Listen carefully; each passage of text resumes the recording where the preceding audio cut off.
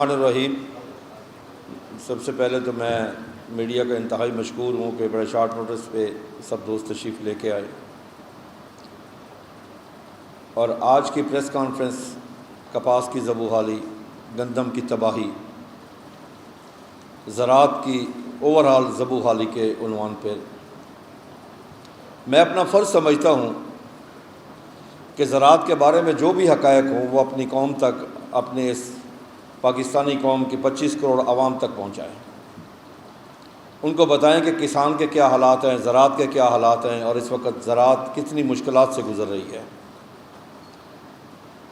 کیونکہ پوری دنیا میں نمبر 1 پہ فوڈ سیکورٹی ہے، بارڈر سیکورٹی نمبر 2 پہ ہے، لیکن معذرت کے ساتھ میں کہوں گا کہ پاکستان میں فوڈ سیکورٹی ترجیحات میں نہیں ہے، بلکہ زراعت کے اوپر سیاست ہو رہی ہے، گندم کے اوپر سیاست ہو رہی ہے، آٹے کے اوپر سیاست ہو رہی ہے، روٹی کے اوپر سیاست ہو رہی ہے، چینی کے اوپر سیاست ہو رہی ہے۔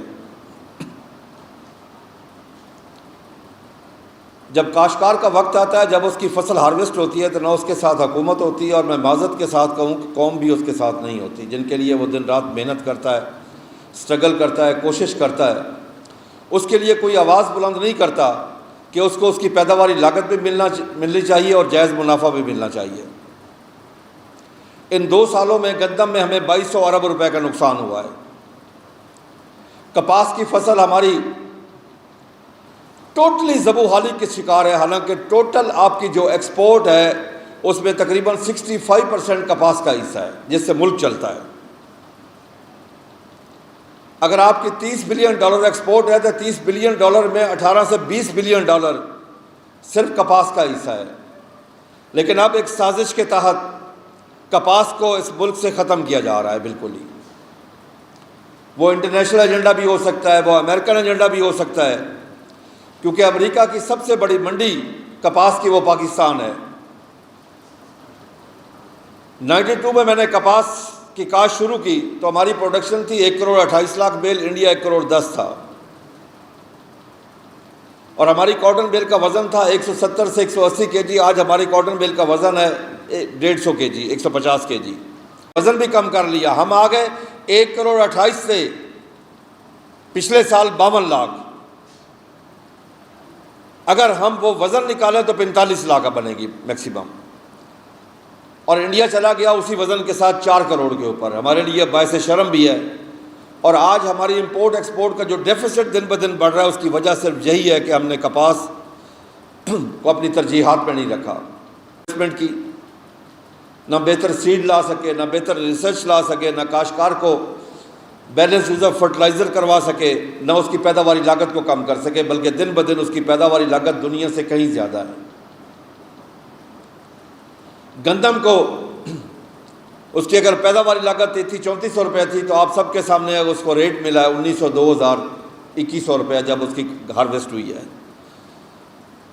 اور گندم کی وجہ سے ہی، کیونکہ گندم تمام فصلوں کا انجن ہے، گندم بہتر ہوگی تو باقی فصلیں بھی بہتر ہوگی، کیونکہ آپ کے میکسیمم رقبے پہ گندم کاشت ہوتی ہے۔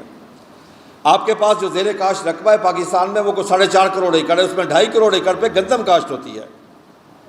اگر گندم کی فصل بہتر ہوگی، ریٹ اچھا ملے گا، تو لازمی ہے کہ وہ کاشتکار اپنی باقی فصلوں کے اوپر خرچ کر سکے گا، اس کے پاس پیسے ہوں گے، وہ بیلنس یوز آف فرٹیلائزر کر سکے گا۔ آج اس وقت کپاس کی فصل کیوں دن بھر بیٹھ رہی ہے؟ اس کا ویٹ نہیں آ رہا، اس کی وجہ یہ ہے کہ کاشتکار نے بیلنس یوز آف فرٹیلائزر نہیں کی۔ میں آپ کو ان 7 ماہ کا ڈیٹا دے رہا ہوں، 1 جنوری سے لے کے 30 جولائی تک 22% اپنے فاسفورس کھادوں کا کم استعمال کیا ہے، 30% اپنے نائٹروجنی کھادوں کا کم استعمال کیا ہے۔ اگر بیلنس یوز آف فرٹیلائزر نہیں ہوگی، اگر ہم متوازن خوراک نہیں دیں گے، تو فصل کی پیداوار کہاں سے آئے گی؟ ہماری اگیتی کاشت پچھلے سال کو 3 لاکھ ایکڑ کاشت تھی، اس دفعہ کو 8 ساڑھے 8 لاکھ ایکڑ کاشت ہے، لیکن پیداوار پچھلے سال سے کم ہے۔ وجہ بیلنس یوز آف فرٹیلائزر کا نہ ہونا، اور دوسرا ریٹ کا نہ ہونا، کہ جب ہم نے فصل تیار کی تو اس وقت جو ریٹ آیا تو کاشتکار نے ہاتھ کھینچ لیا کہ میری تو پیداواری لاگت ہی مجھے نہیں مل رہی، میں خرچ کس لیے کروں اس کے اوپر، میں سپرے کس لیے کروں، میں اس میں کھاد کیسے کیوں ڈالوں، کہ اس کی پیداواری لاگت تھی 8 سے 9 ہزار روپے، اس کو ریٹ مل رہا تھا 6 ہزار روپیہ۔ لیکن کسی کو اس چیز کا احساس نہیں ہوگا، کسی کو یہ احساس نہیں ہوا کہ کاشتکار بھی پاکستانی بھی ہے، انسان بھی ہے، پاکستانی بھی ہے۔ میں معذرت کے ساتھ کہوں گا اسے، کاشتکار کو آج پاکستان میں نہ پاکستانی تسلیم کیا جاتا ہے، نہ انسان تسلیم کیا جاتا ہے۔ پھر ایک اور سازش جو کہ بہت بڑی سازش ہے کہ اب پھر جنوبی پنجاب میں اور شوگر ملیں لائی جا رہی ہے تاکہ کپاس کا بالکل صفایا ہو جائے، اپنے امریکن ناخداؤں کو خوش کرنے کے لیے، تاکہ ان کی یہاں پہ کپاس آ کے بکے۔ بھئی جس علاقے میں گنا کاشت ہوگا وہ زمین سے پوٹاش کو بھی سک کرتا ہے، اور ایسے ہی ہے کہ جیسے آپ نے زمین میں ٹیوبر لگا لو، وہ پانی اس طرح سک کرتا ہے۔ میں پہلے بھی کہہ چکا ہوں کہ میں نے 92 میں جب کاشتکاری کی تو میرے گاؤں کا پانی کا جو ٹیبل تھا وہ 23-24 فٹ پہ تھا، آج وہ 70 فٹ پہ جا چکا ہے۔ کیا ہم اپنے آنے والی نسلوں کے لیے پانی چھوڑ کے نہیں جائیں گے؟ دیکھنا یہ ہے کہ دنیا میں گنا کہاں کاشت ہوتا ہے۔ اصل چیز دیکھنے والی یہ ہے کہ دنیا میں وہاں پہ ان کا کیا کرائٹیریا جہاں پہ وہ گنا کاشت کرتے ہیں۔ اب میں آپ کو سامنے جو دنیا میں جن ممالک میں گنا زیادہ ہوتا ہے، برازیل میں، وہاں بارش جو ہوتی ہے وہ 1000 سے 1500 ملی میٹر ہوتی ہے۔ انڈیا میں جہاں گنا کاشت کرتے ہیں 1170 ملی میٹر ہوتی ہے۔ چائنا میں 661 ملی میٹر ہوتی ہے۔ تھائی لینڈ میں 1662 ملی لیٹر ہوتی ہے۔ پاکستان میں 300 سے 400 ملی لیٹر ہوتی ہے، اور کولمبیا میں 3230 ملی میٹر بارش ہوتی ہے۔ اب پاکستان میں جہاں گنا زیادہ کاشت ہوتا ہے ڈویژن میں ان کے آپ کو بتا دوں، بہاولپور ڈویژن میں 143 ملی میٹر، ملتان میں 127، فیصل آباد ڈویژن میں 375، راولپنڈی ڈویژن میں 445، سکھا ڈویژن میں 159، اور لاڑکانہ میں 240، نواب شاہ میں 280 سے 300۔ یہ ہماری ہے ریشو، اور ہم اس علاقے میں گنا کاشت کروا رہے ہیں۔ 1960 کی دہائی میں ایک پنجاب ایگریکلچر کمیشن بنا جس کی ریکمنڈیشن یہ تھی، نواب افضل آباد کی زیر نگرانی تھا۔ اس کی پہلی سفارش یہ تھی کہ پتوں کی سے لے کے رحیم یار خان تک کوئی شوگر مل نہ ہو، کیونکہ یہ کپاس کا ایریا ہے۔ اور 1960 سے لے کے 1987 تک ایک شوگر مل وہاں پہ نہیں لگی، یہ ساری 1987 کے بعد لگی ہے وہاں پہ، جس کی وجہ سے آپ کا تمام جو پیٹرن تھا فصلوں کا وہ تباہ و برباد ہو گیا۔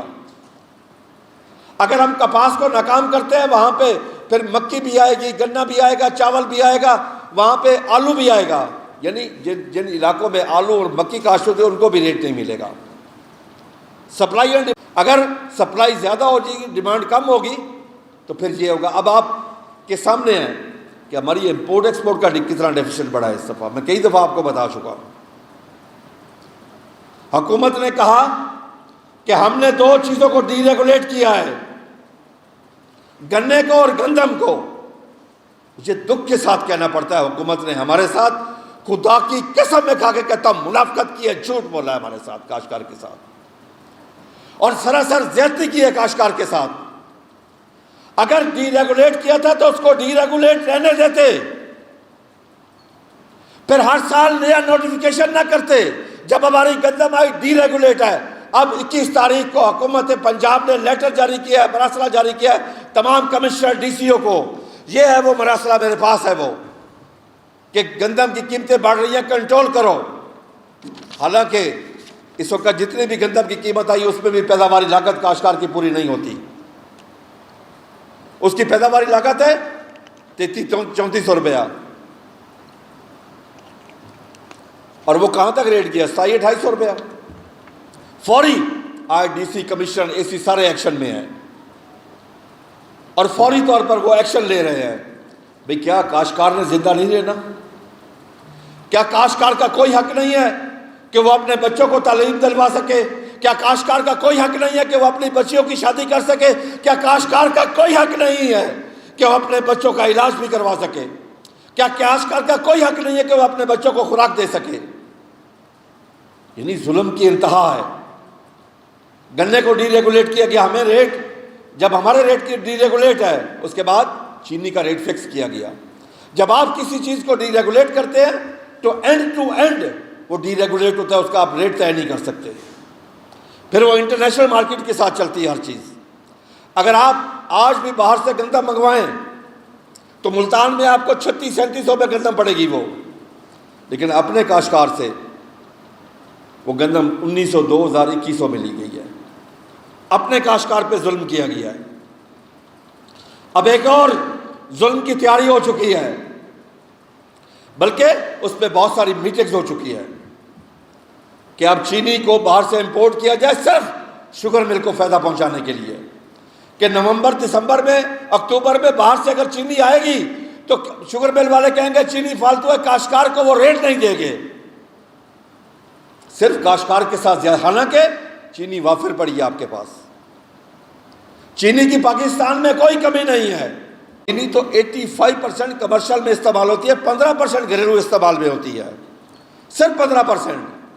بھئی کاشتکار کو ریٹ نہ ملے, اس کی پیداواری لاگت اس کو نہ ملے, گندم میں وہ نقصان اٹھائے, کپاس میں وہ نقصان اٹھائے, باقی فصلوں میں وہ نقصان اٹھائے. کسی فصل کا اس کو ریٹ ملا ہے, سبزی کو لے لیں آپ, خدا کی قسم سبزی کا کاشتکار مر گیا بالکل, اس وقت وینٹیلیٹر پہ ہے وہ, اس کی تباہی و بربادی ہو گئی ہے. وجہ آپ نے جو فصلوں کا ایک پیٹرن تھا اس کو تباہ و برباد کر دیا ہے. اب اس دفعہ چاول کو تقریباً 30% زیادہ کاشت ہو چکا ہے, اور ایکسپورٹ میں ان 6-7 ماہ میں 11% کمی آ گئی ہے. اگر اس کی بہتر ایکسپورٹ نہ کی گئی, چاول کا کاشتکار کیا کرے گا؟ پیاز, ایک طرف تو یہاں پیداوار اس حد تک تھی, بہت زیادہ پیداوار تھی کہ کاشتکار کی کاسٹ آف پروڈکشن 30 سے 35 روپے پر کے جی سے اس کو 7 روپے کلو ملا, لیکن ایکسپورٹ میں 42% کمی آئی, اس کو ایکسپورٹ نہیں کیا گیا. سبزیاں یہاں پہ رول رہی تھی لیکن ایکسپورٹ نہیں کیا گیا. آم کی فصل میں 40% ایکسپورٹ میں کمی آئی, کنو کی فصل میں 40-45% ایکسپورٹ میں کمی آئی. جان بوجھ کے سارا کچھ کیا گیا, یہ جان بوجھ کے کیا گیا ہے سارا کچھ, یہ صرف کاشتکار کو دبانے کے لیے. آج کیا حکومت باقی چیزوں کے ریٹ پہ کنٹرول کر رہی ہے؟ میرا چیلنج ہے حکومت کو, میں چیلنج سے کہتا ہوں کہ جس دن ہمارا ریٹ 4000 تھا, آپ جا کے بیکری کا ریٹ اس دن بھی چیک کریں, اور جب ہمارا ریٹ 1900-2000 روپے آیا, خدا کی قسم میں کھا کے کہتا ہوں بیکری کے ہر آئٹم کا ریٹ بڑھ چکا تھا بجائے کم ہونے کے. درمیان والے لوگ منافع کمائے اور کاشتکار کو مار دیا جائے. کیا کاشتکار کا کوئی حق نہیں ہے کہ اس کو اپنی پیداواری, ہم مانگ کیا رہے ہیں؟ ہم صرف مانگ رہے ہیں کہ ہمیں پیداواری لاگت پلس 25% پروفٹ دے دیں. ہمیں آپ کی خیرات نہیں چاہیے, ہمیں صرف اپنی فصل کا صحیح ریٹ چاہیے. ہم غلط ریٹ کی بات نہیں کر رہے, ہم جائز ریٹ کی بات کر رہے ہیں. کیا ہمارا حق نہیں ہے؟ آپ نے انہی دنوں میں ہماری ڈی اے پی کا ریٹ کم از کم 2000 روپے بڑھ گیا ہے. کبھی حکومت کی سٹیٹمنٹ آئی؟ کبھی وزیر اعلیٰ, وزیر اعظم کسی نے بات کی کہ کاشتکار کا ریٹ بڑھ گیا؟ پھر تجویزیں کیا ہو رہی ہے کہ ہم ٹارگیٹڈ سبسڈی چند لوگوں کو دے دیں تاکہ ہم میڈیا پہ آ کے بتا سکیں کہ ہم نے کاشتکار کو سبسڈی دی ہے. میں حکومت والوں سے کہتا ہوں دنیا میں ایسا نہیں ہوتا. دنیا میں وہ اپنی پر ایکڑ پیداوار بڑھاتے ہیں. دنیا میں یہ نہیں ہوتا ٹارگیٹڈ سبسڈی, چھوٹا کاشتکار بڑا کاشتکار. ہمارے اکنامک ایشو کو سوشل ایشو بنا دیا انہوں نے. میں چاہتا ہوں ہر کاشتکار کا کاسٹ آف پروڈکشن اس کی کم ہونی چاہیے. ہم اگر آج یوریا لیں تو ہماری تقریباً 4300-4400 روپے میں انڈین کاشتکار کو کتنے کی ملتی ہے؟ پاکستانی روپیز میں 884 روپے کی. آج ہماری ڈی اے پی چلی گئی ہے 14,500 روپے, انڈین کاشتکار کو پاکستانی روپیز میں 4000 روپے کی. پھر ڈیزل وہاں سبسڈائز ہے, پیسٹیسائڈ سبسڈائز ہے, سیڈ وہاں پہ سبسڈائز ہے, ریسرچ کا بجٹ ہے. پھر ان کو گارنٹی ہے کہ آپ کو یہ ریٹ ملے گا. ہم نے گندم ہارویسٹ کیا 2024 میں کاشت کی, 25 میں ہم نے ہارویسٹ کی, ہمیں ریٹ نہیں ملا. جبکہ انڈین کاشتکار کو اگست 2024 میں انہوں نے اناؤنس کر دیا جو 2025-26 میں آئے گی، 25 میں کاشت ہوگی اور 26 میں ہارویسٹ ہوگی، یہ آپ کو ریٹ ملے گا۔ ہمارا وہ دشمن ملک ہے، لیکن وہ اپنی قوم کے لیے، اپنے کسان کے لیے وہ کام کرتے ہیں۔ یہاں تو کسان کو بالکل ہی دھتکار دیا گیا ہے۔ یہاں تو کسان کے ساتھ وہ زیادتی ہو رہی ہے کہ میں کسانوں کے جذبات کا لفظوں میں احاطہ کر کے نہیں بتا سکتا۔ میں آج حکومت سے کہتا ہوں کہ کسان تو کنگال ہے، پھر بھی استحصال ہے، مکر و ریا کا جال ہے، وعدہ تمہاری ڈھال ہے، رہبر کا جب یہ حال ہے، منزل نہ ہو کیوں بے نشان، کچھ بول میرے کارواں ہم ہو رہے ہیں بدگماں۔ کیا ہم گندم کاشت کریں گے؟ تمام کاشتکاروں نے فیصلہ کیا ہے، تمام کاشتکار تنظیموں نے اناؤنس کر دیا ہے کہ ہم گندم کی کاشت میں خاطر خواہ کمی لے کے آئیں گے۔ علامہ اقبال نے کہا تھا، جس دہقان سے میسر نہ ہو، جس دہقان سے میسر نہ ہو دہقان کو روزی، اس کھیت کے ہر گوشے گندم کو جلا دو۔ ہم کم از کم جلانے کی بات نہیں ہم کر رہے ہیں کہ کاش ہم کم کریں گے، ہم کاش کو کم کریں گے۔ آج حکومت سوچ رہی ہے، حکومت کہ ہم گندم امپورٹ کریں، اور تمہیں امپورٹ کرتے ہوئے شرم نہیں آئے گی کہ اپنے کاشتکار کو ریٹ نہیں دیا، اب دنیا کے کسی ملک کے کاشتکار کو مہنگی گندم خرید کے جہاں کے بیچو گے، پھر اس پہ سبسڈی دو گے، زرعی مبادلہ خرچ کرو گے، اپنے کاشتکار پہ نہیں کرنا، اپنے پاکستانی پہ خرچ نہیں کرنا۔ آج بھی ہم 10 سے 12 بلین ڈالر کی ایگریکلچر پروڈیوس کی باہر سے امپورٹ کر رہے ہیں۔ تو میں حکومت سے گزارش کرتا ہوں، خدا کے لیے کاشتکار پہ رحم کرو، اس زراعت کے اوپر رحم کرو۔ اس وقت کاشتکار کہ نہ گھر کے حالات اچھے، نہ کھیت کے حالات اچھے، نہ بچوں کی تعلیم کے حالات اچھے، نہ صحت کے حالات اچھے۔ کاشتکار محب وطن ہے، اور بہت بڑا محب وطن ہے، کیونکہ وہ اپنی زمین کا ٹکڑا اٹھا کے کسی دوسرے ملک میں منتقل نہیں کر سکتا۔ اس کا جینا پاکستان میں، مرنا پاکستان میں، اولاد ادھر، جائیداد ادھر، تعلیم ادھر، صحت ادھر، ایمان ادھر، قبرستان ادھر، سیر و سیاحت ادھر، اس کی ہر چیز پاکستان میں ہے۔ وہ ہر وقت پاکستان کے لیے سوچتا ہے، سال کے 365 دن آپ کے لیے کام کرتا ہے، آپ کے لیے خوراک مہیا کرتا ہے، گرمی ہو، سردی ہو، کورا پڑ رہا ہو، اندھیری چل رہی ہو، طوفان آ رہا ہو، وہ آپ کے لیے کام کرتا ہے، آپ کی وہ فوڈ سیکورٹی کا ضامن ہے۔ کسان تو نائب خدا ہے، اللہ کا دیا ہوا رزق زمین کا سینہ چیر کے اللہ کی مخلوق تک پہنچاتا ہے، لیکن آج وہ نائب خدا بہت پریشان ہے، اس کے گھر کے حالات اب ٹھیک نہیں رہے۔ میں حکومت سے، ریاست سے ہاتھ جوڑ کے گزارش کرتا ہوں کہ خدا کے لیے اس کے اوپر ترس کرو، رحم کرو اس کے اوپر۔ یہ نہ ہو کہ یہ اپنا کاروبار بند کر دے۔ اب ہمارے پاس احتجاج کے علاوہ اور کوئی راستہ نہیں ہے، اور ہم نے احتجاج کا طریقہ کار بھی سیکھا ہے۔ ہم کوئی روڈ بلاک نہیں کریں گے، کوئی احتجاج نہیں کریں گے، کوئی جلوس نہیں نکالیں گے۔ کلرک ہڑتال کرتا ہے تو وہ قلم چھوڑ ہڑتال کرتا ہے، تاجر کرتا ہے تو شٹر ڈاؤن کرتا ہے، صنعت کار کرتا ہے تو اپنی انڈسٹری بند کرتا ہے۔ ہم بھی اپنی کاشت میں کمی لے کے آئیں گے، اپنے کھانے کے لیے گندم کاشت کریں گے۔ اور اگر کپاس کا یہی حال رہا، یہاں پہ اگر ساری شوگر ملیں لگا دی گئی تو پھر کپاس تو 1 ایکڑ بھی یہاں پہ کاشت نہیں ہوگی۔ آپ کا جتنا بھی زرعی مبادلہ باہر سے کپاس کی مد میں آ رہا ہے جو 65% ہے، وہ سارا ختم ہو جائے گا۔ پھر کیا ہوگا کہ آپ پہلے ڈالر خرچ کریں گے، باہر سے کاٹن امپورٹ کریں گے، اس پہ آپ ڈالر خرچ کریں گے، زرعی مبادلہ خرچ کریں گے۔ بھائی ہم پاکستان سے ہمیشہ روئی کو ایکسپورٹ کرتے تھے، آج ہم سب سے بڑے امپورٹر بن گئے ہیں غلط پالیسیوں کی وجہ سے۔ باہر کے آقاؤں کو خوش کرنے کے لیے سارا کچھ کیا گیا ہے۔ میری بات سنیں، پہلی بات تو یہ ہے، الحمدللہ ہم نے پاکستان کسان اتحاد کے پلیٹ فارم پہ حکومت کی ہر سطح پر اپنی گزارشات پہنچائی ہیں۔ کوئی ایسا در نہیں ہے، کوئی ایسا دروازہ نہیں ہے جہاں پہ ہم نے اپنی بات چیت زبانی جا کے بات نہ کی ہو یا ریٹن شیپ پہ نہ پہنچائی ہو، ہر جگہ پہ۔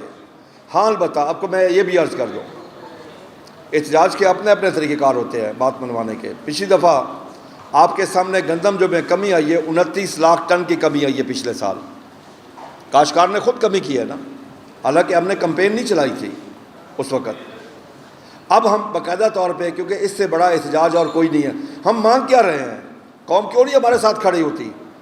ہم تو کہہ رہے ہیں کہ ہمیں سوائے جائز ریٹ جائز منافع کے ساتھ ہمیں جو بنتا ہے جائز منافع, اور اس میں آپ انٹرنیشنلی لے لیں, میں لوکل کی بات ہے, جو باہر کے کاشتکار کو منافع ملتا ہے ہمیں وہی مل جائے. اس کے علاوہ ہم اور کچھ نہیں مانگ رہے.